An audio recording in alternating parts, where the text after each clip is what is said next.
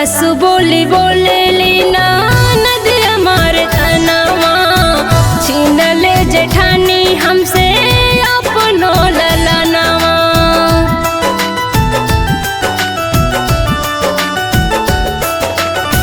सासु बोली बोले लीना नदी हमारे तनावा, छीन ले जेठानी हमसे अपनो ललनावा।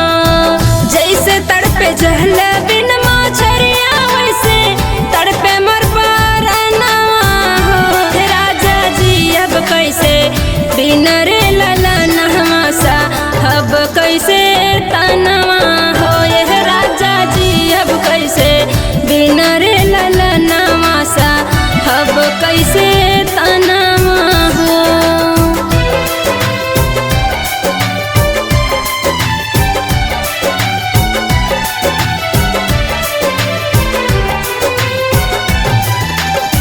धीर धारा रानी माना हमारो कहनवा, पूजब डीह काली पूजब कुल देवस ठनवा।